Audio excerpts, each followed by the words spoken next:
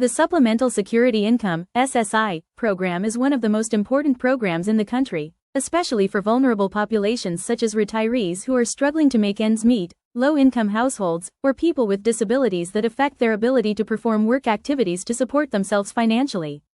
The beneficiaries of this federal program are predominantly older adults, blind people, and people with disabilities, all of whom have extremely limited income and financial resources.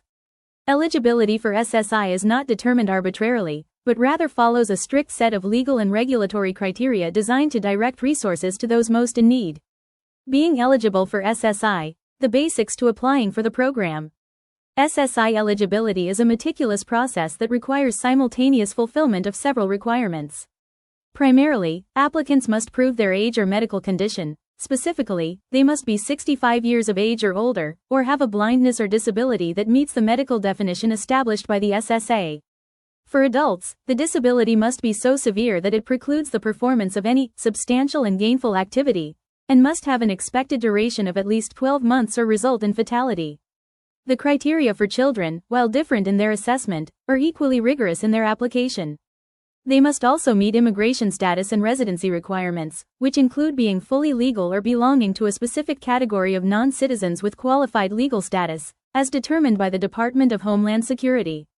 For these types of potential beneficiaries, each case is much more complex, both due to the requirements and the stricter application process.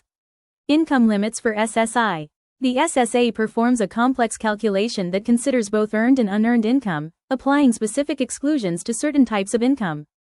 At the same time, the individual or couple's available resources, including cash, bank accounts, property, and other assets, cannot exceed legally established limits. For 2025, these limits remain at $2,000 for an individual and $3,000 for a couple in which both spouses are eligible. Certain assets, such as a primary residence and a vehicle, may be exempt from this calculation under specific conditions, but again, this is a matter that depends on each individual case.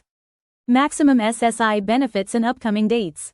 For 2025, the federal maximum amounts, which apply to the 50 states where the program is active, are $3,967 for an individual applicant, $1,450 for a couple applying together, and up to $484 for an essential person payment to assist a disabled beneficiary with their daily needs. SSI payments are issued on the first day of each month, provided that this day falls on a business day.